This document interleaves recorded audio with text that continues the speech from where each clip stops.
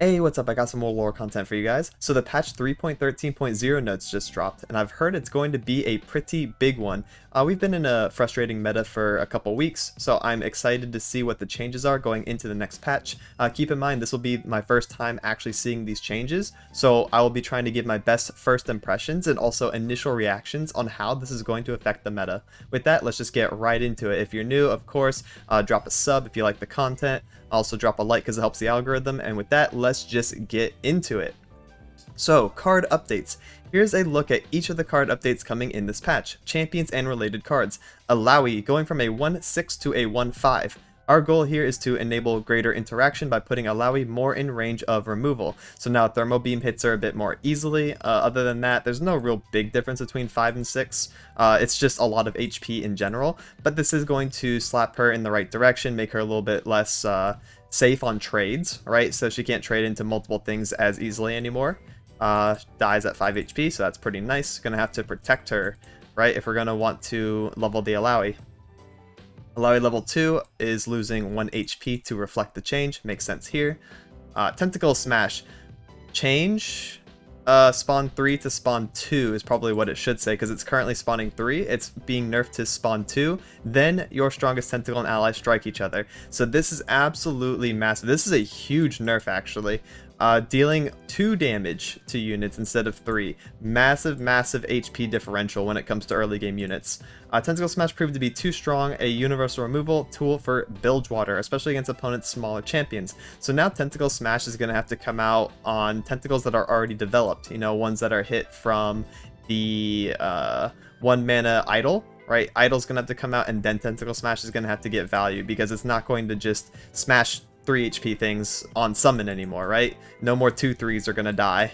It still kills things like Annie. It still kills, you know, the things that have 2 HP pretty easily. But yeah, wow, that's a pretty big nerf for the Smash.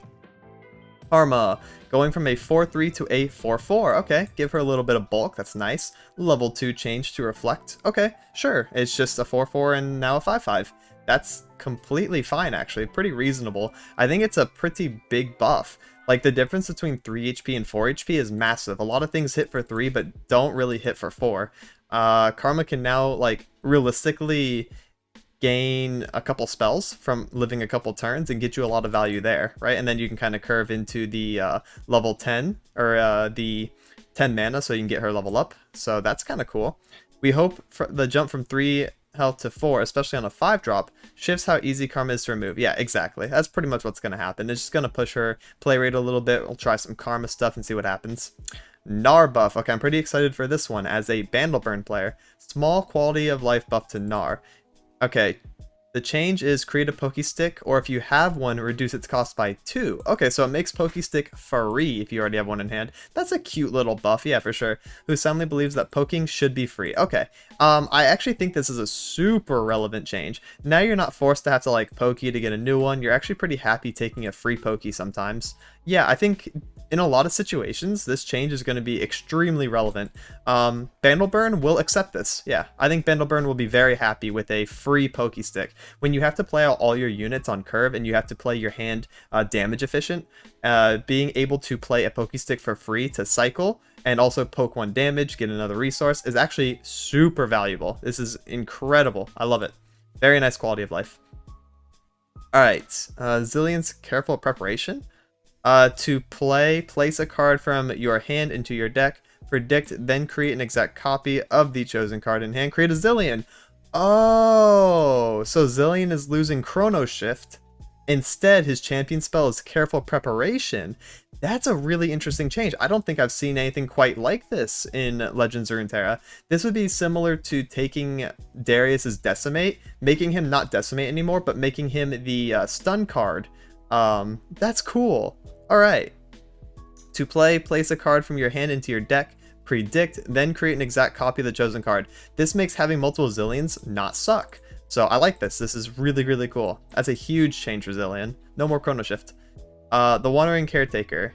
Chimes don't start planting until you have 3+ mana gems. Oh, okay. So basically how Bard works is you can just randomly hit chimes on turn 1 or turn 2, even if you don't open Bird or Esmus. Now this is going to prevent that. You're not going to just randomly hit a... like, the biggest problem was actually the 2 mana 2/3 from Bilgewater, Hired Gun. Yeah, that being chimed as a 3/4 on turn 2 wasn't very fair. That's not going to happen anymore. You can't start planting chimes until turn 3, unless you play Bird or Esmus to force it. Wow. We want to reduce the frustration of early turn chime high sides and point Bard a bit more firmly towards a mid-range archetype. Well, that will definitely impact that. Yeah, that's the change they're going for. That's the change they are definitely going to get. Wow, okay. Cosmic Binding, plant 3 to plant 6, so we're going to buff Cosmic Binding. That's fine. I think this is a compensation buff, and I think it's completely reasonable. Yeah, oh wow, it's literally called Some Compensation to Bard for the nerf. That's kind of funny. I didn't even read this part yet. Enabling more dedicated chime decks to do their thing eventually. Right, okay, so it's more of a setup. Makes sense. Second Skin, from Focus to Slow Speed. That way we can interact with the units. And also with Kaisa herself, very nice. And Supercharge going from 3 to 4. Those are both really big nerfs. Giving interactability to the unit that's getting second skinned is massive, right? Now they can't just protect Valor, right? They can't just pick Valor. They have to protect Valor because we're going to be trying to kill it with a Vile Feast and very cheap and easy removal. So this just gives more interactivity to the combo and allows the non-Kaisa player to deal with it. Supercharge from 3 to 4, sure. That's also pretty big. You can't just cast it with spell mana. That's a pretty big nerf. The goal here is to increase the opponent's ability to interact with Kaisa decks, as well as taking Kaisa's power down a peg. Yep, man, they did that. Very good hit. Hate Spike from 2 to 1. Man, the webpage is like messed up now. I don't know what's going on. 1 mana, kill an ally to deal 2 to a unit. This is really good. This is absolutely incredible, actually. Evelyn can definitely come up now. With Kaisa being toned down, I think Evelyn and Gwen are both going to be pulled up, you know, via comparison of power. So I think this is also a step in the right direction to get Evelyn into the meta. Let's see. Small buff to Evelyn with likely some broader utility in Shadow Island decks in general. For sure, we can also run this in something like Thresh Nasus, right? Self-Slay is really huge. We basically just gained a Mystic Shot for those archetypes. Kill an ally, which can be a buff sometimes if we hit the Blighted Caretaker, I think it's called, to get the Escaped Abomination, while also dealing a Mystic Shot worth of damage to a unit. So good, actually. This is really good in Thresh Nasus. I might have to fit that in. Harsh Winds from 6 to 5. That's a huge buff. I think Harsh Winds is fantastic, especially as a conditional ender. When you have Ashe on board and she's already leveled, you can do burst speed Harsh Winds to stop 2 blockers, and then Ashe herself will proc a 3rd one. So that's -3 blockers from the opponent. If they're on 3 units, then you're attacking directly. So that's pretty efficient for open attacks. And also a pretty good defensive tool. This should also buff Anivia, right? If you think about it, because Anivia's champion spell is Harsh Winds. So if we have multiple Anivias, now it's a little bit cheaper to get the Double Frostbite off. Also pretty good against most Freljord, or as most Freljord control as well. Can play Harsh Winds and more things. I like it. Blighted Ravine. Okay, wait, hold on. Oh, okay. Let's read the Harsh Winds thing first. Although this is technically a champion buff, the main goal here is to give players some better tools for interacting with huge units. Yep, cool. So, Blighted Ravine. When I'm summoned, heal your Nexus 2, and countdown, I deal 2 to everything. Okay, so now you're not healing 2 when using Blighted Ravine. So when Freljord decks play Ravine, it's just for a Landmark Avalanche. It's not for a heal anymore. You don't get the +2 HP. That's pretty good. Small Lift Ravine, retaining its board sweep, but losing the superfluous Nexus damage. Makes sense.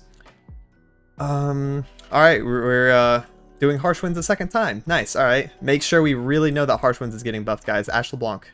It's real. Oh, Blighted Ravine again. Bet. Alright. Make sure we get the... What is going on with my webpage? I don't know. It's kind of bugging. Frozen Thrall. Countdown 8-9. So a small little nerf to Thralls. Preemptive nerf since we're nerfing some of its main predators. Yep. Should mitigate some of the early turns. Sure. Countdown +1 is actually pretty nice. A lot of times the Thrall player will get the Thrall exactly at 0 countdown on attack turns at focus speed. Giving it the +1 countdown should slow it down theoretically. If they're turbo rolling, it won't make a difference. So like this won't stop super high roll, but it will stop moderate rolls, and it will hurt low rolls even harder, right? So it makes it a higher variance. I think that's fine. Boom Baboon going from a 3-1 to a 2-1. So this is a nerf to Winding Light and also discard strategies. That's kind of rough. 3. Oh, wow, wait. Baboon can't trade into, like, Elise anymore either. So Fearsome's just got a buff. Wow. This is really rough. 2-1 Baboon. Sag. That's pretty hefty. Station Archivist. Effect. Pick a spell into the top 5 of your deck. Create an exact copy. Yeah, then shuffle. Yeah. That's what Shirley does.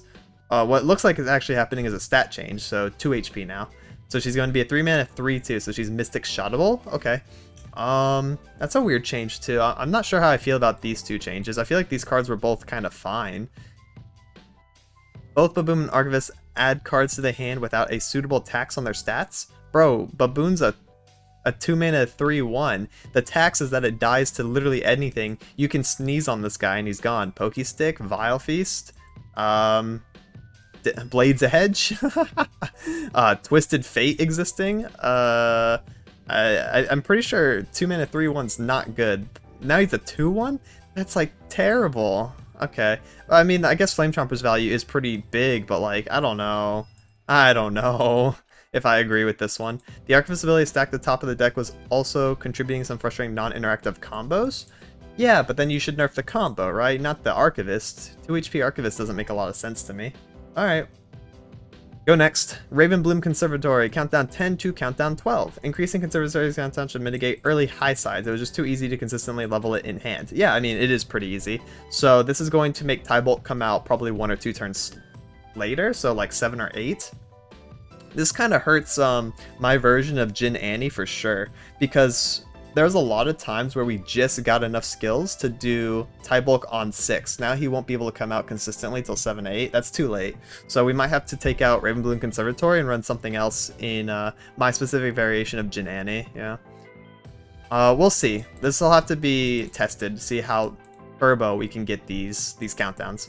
Alright, Kadrigan the Ruined. Grant an allied champion or dragon challenger to now grant an allied challenger and 1/1. Nice, okay.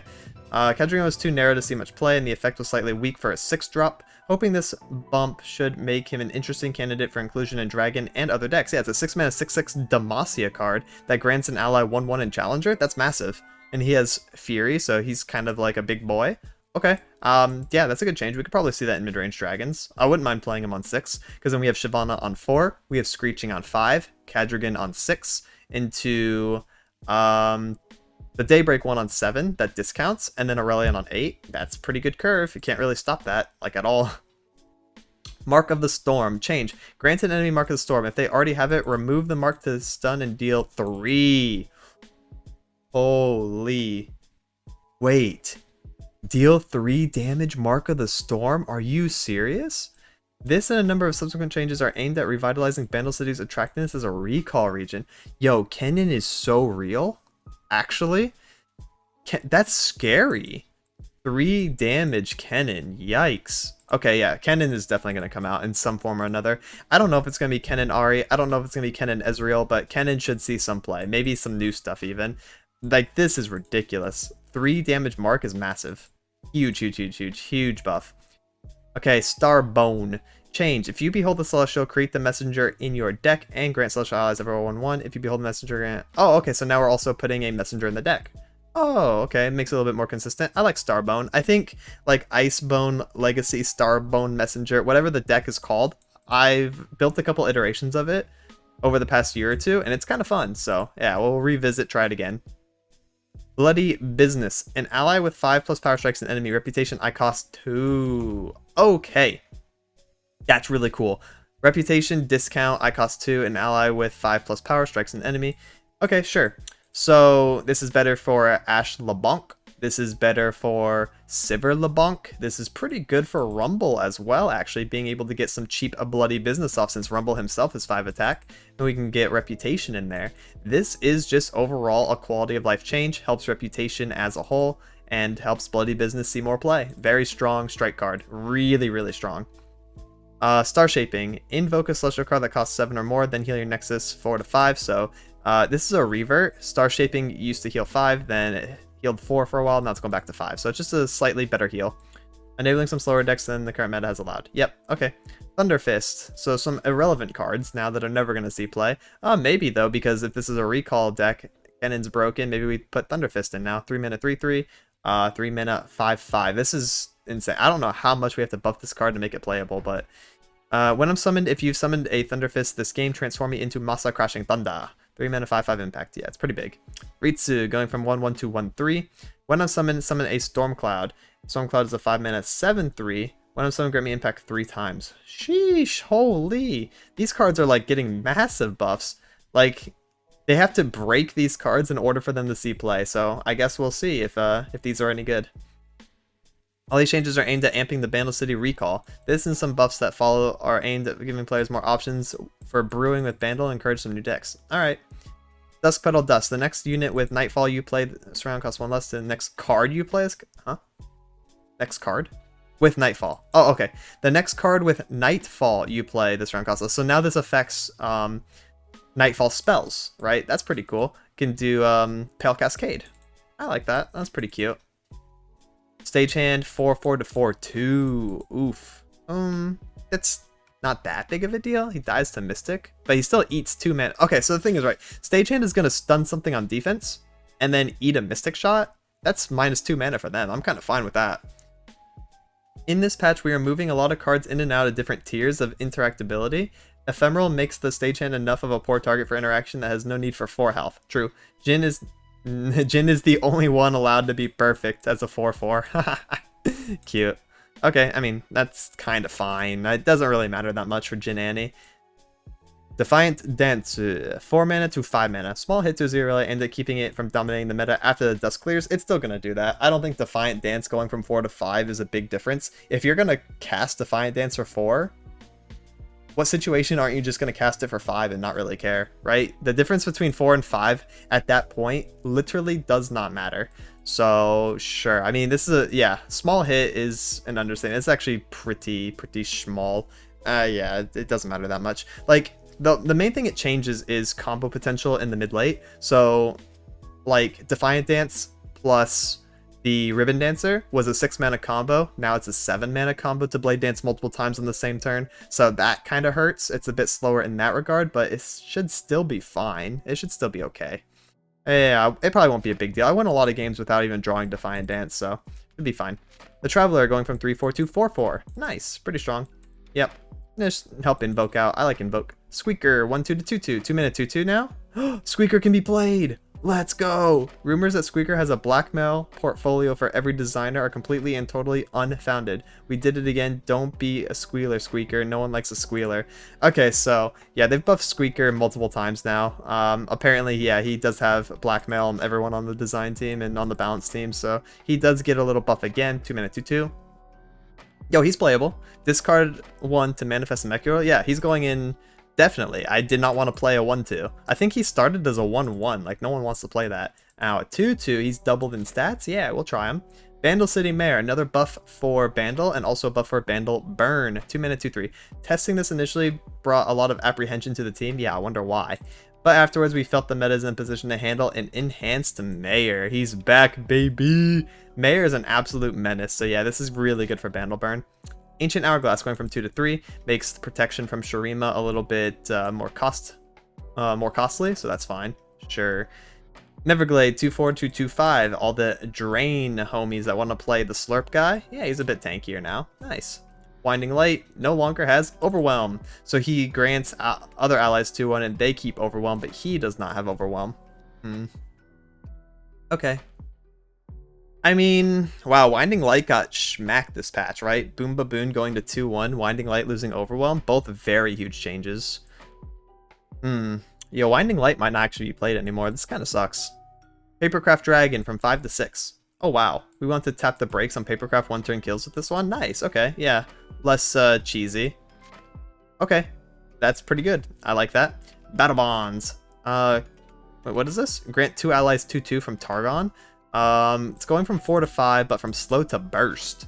This is pretty good for Pantheon. This is literally just going to be a Pantheon card if it's run at all. So if we see Pantheon back, Battle Bonds is definitely going to be in it too. Banenemy 4/3 to 4/4. Oh, it's a 4 mana 4/4. Now this card can be perfect, huh? This can be Jin 4 mana 4/4, but Stagehand can't. Interesting. Reaver 4/5 4/6. I haven't seen this card since Foundations. Sure, it can be a 4/6. Why not? Maybe Failure to Overwhelm will come back one day. Twisted Catalyzer from 2-2 to 3-2. So this is another revert going up to a fearsome blocker and also beats a lot of things. Can trade up into stuff too. Nice. Yeah, Darkness Loves Pain. Sure. Darkness is super relevant again then. This was like the main nerf that put it down. Now it's back. So yeah, we can see Darkness. Personalization. So that's it for the card changes. Now is cosmetics. Seasonal tournament rewards. If you play in the tournament, apparently awarded to the winner. Wow, that's pretty cracked. Also, seasonal competitor card back. This is a nice card back. Nice icon too. Cool.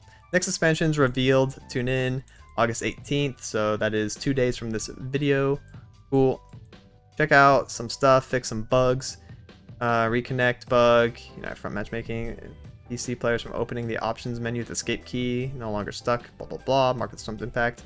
Evelyn Kaisa decks now contain copies of Evelyn. What? Okay. That's pretty silly. Cool. Alright, so that looks like everything. Quick recap. The nerfs are super good. So, here's something I've been thinking, right? These are super relevant nerfs to the current like top 3, top 4 decks in the meta. We're going to see an entirely different meta next patch. I think it's going to be a huge shift. Probably one of the biggest because a lot of things are just getting smacked.